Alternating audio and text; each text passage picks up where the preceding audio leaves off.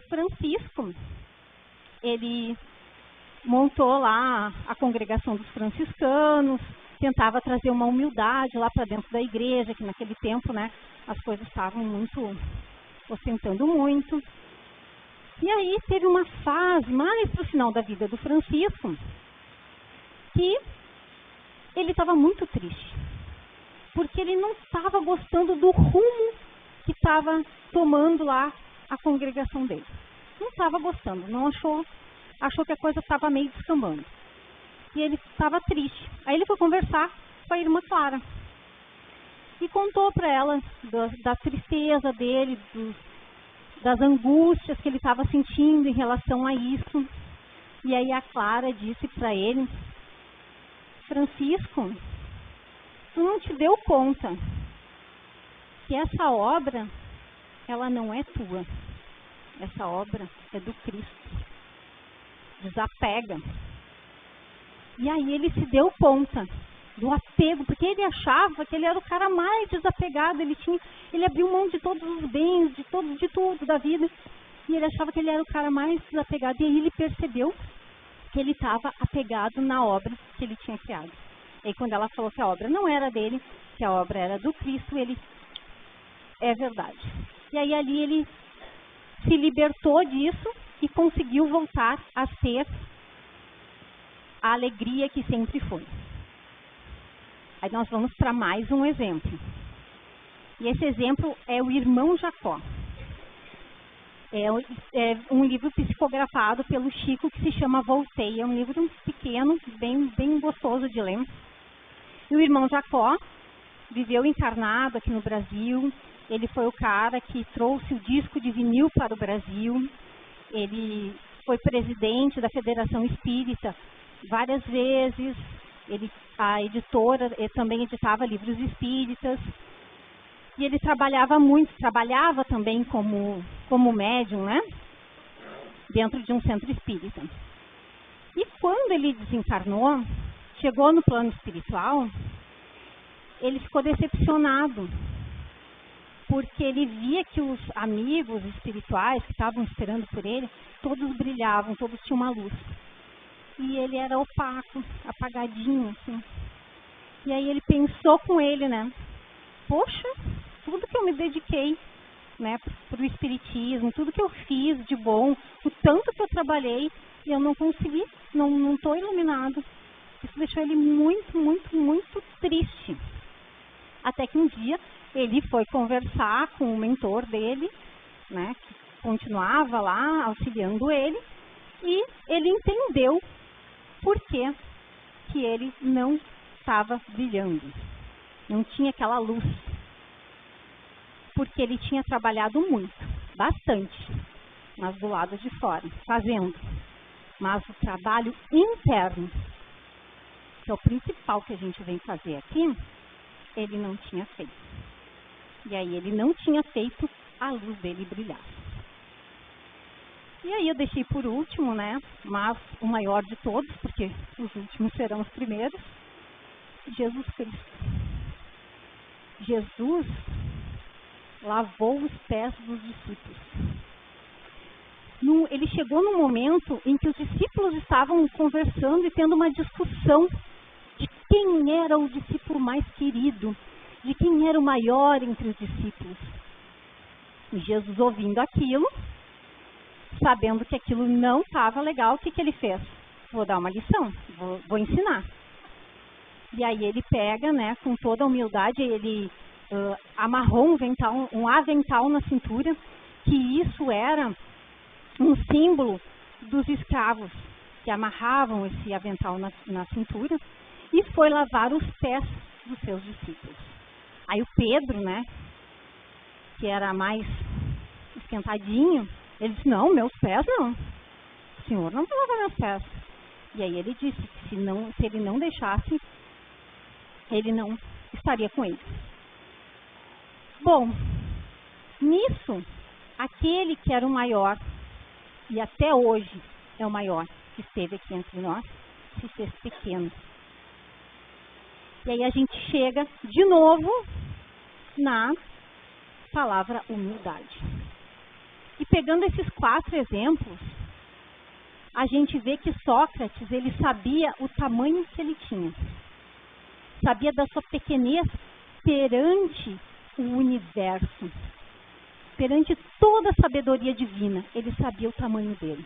E ele era o único que sabia, porque o resto estava montado no orgulho, achando que era o bambambam. Aí depois, Francisco de Assis, que achava que era o cara mais desapegado do mundo, se viu apegado e teve que praticar o desapego. E aí a gente vai para o irmão Jacó, que não tinha feito o trabalho interno, e Jesus, que era o maior e se fez pequeno. E aí a gente entende o que significa a palavra humildade. Ser humilde é a gente saber exatamente o nosso tamanho, nem mais nem menos. E aí se a gente pensa em humildade, a gente acha que o contrário de humildade é o orgulho. É? A gente acha isso, né? Humildade, orgulho, humildade. Mas não é assim. A humildade é o meio do caminho entre o orgulho e a submissão. Esses são os polos extremos. E a humildade é o meio do caminho, é o equilíbrio. E quando a gente consegue não ser orgulhoso, nem submisso, e a gente consegue estar no meio disso, a gente está vivenciando a humildade. Então, a gente saber do nosso tamanho, da nossa condição evolutiva do nosso espírito. Onde estamos nesse momento, no nosso estágio. Saber as nossas fragilidades, mas saber também as nossas potencialidades. Ter consciência até onde a gente consegue ir. Isso é ter humildade. Praticar o desapego, o desinteresse. Não ficar fazendo as coisas por interesse.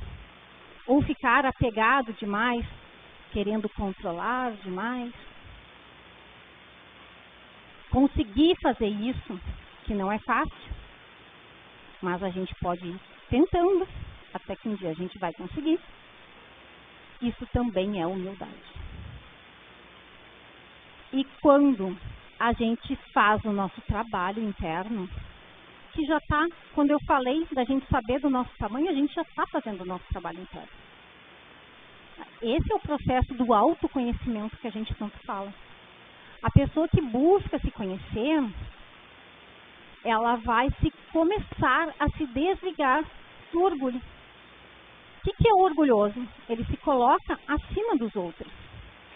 A última bolachinha do pacote, como a gente diz, né?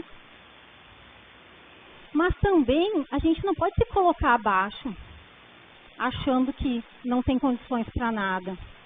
E eu vou contar uma coisa para vocês.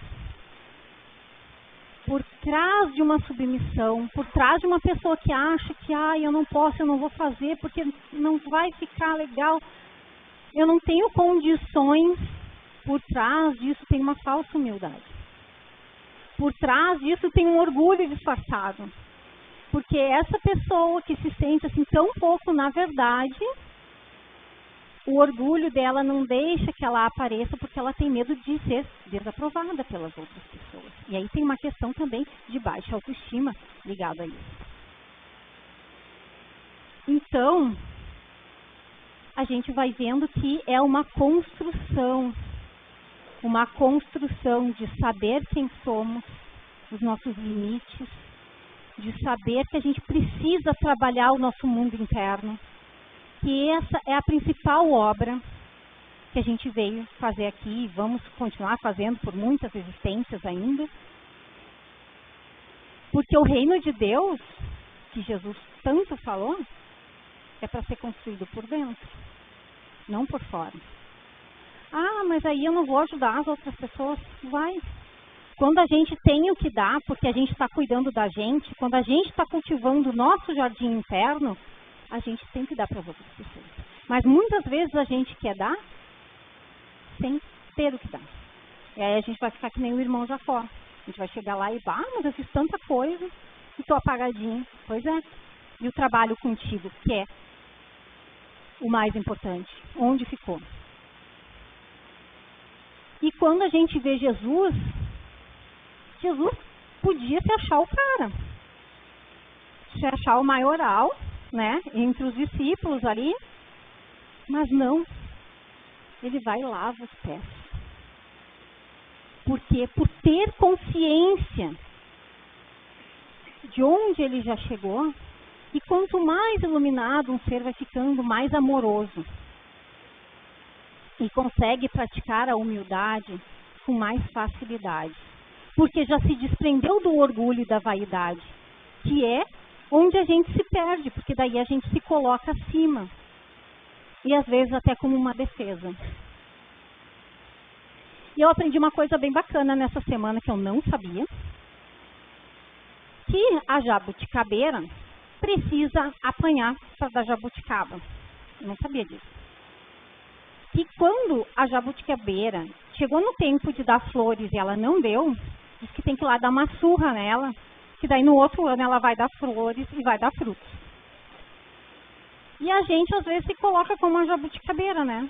A gente quer tomar porrada da vida porque não estamos preocupados em fazer o nosso crescimento espiritual, que é o que a gente veio falar aqui hoje. E lembra que eu falei que a gente é sementinha? Que a gente é uma sementinha que vai brotar de dentro para fora. E aí a sementinha cresce, e a sementinha vira árvore, mas será que essa árvore está florindo? Está dando frutos? Será que a gente está conseguindo dar o nosso melhor primeiro para nós mesmos? Porque quando a gente fala assim, pode parecer egoísmo, né? Ah, primeiro para mim. Mas tem uma diferença entre egoísmo e auto-amor. E a gente só vai dar aquilo que a gente já possui, aquilo que já transbordar em nós. Assim como a gente só vai modificar nos nossos comportamentos. Primeiro vai ser nos nossos comportamentos, porque vai demorar para a gente modificar realmente internamente. A gente precisa conhecer. Como é que a gente vai modificar algo que a gente não conhece, que a gente não vê em nós? Às vezes as outras pessoas estão enxergando, estão falando, a gente ainda fica bravo. Ah, eu não sou assim. As outras pessoas estão vendo e a gente não consegue ver. E isso é um mecanismo de defesa nosso, de não querer ver. Às vezes a gente também não está dando conta naquele momento daquela dificuldade. A gente vai ativar o mecanismo de defesa. Mas tem uma coisa bem legal para a gente observar.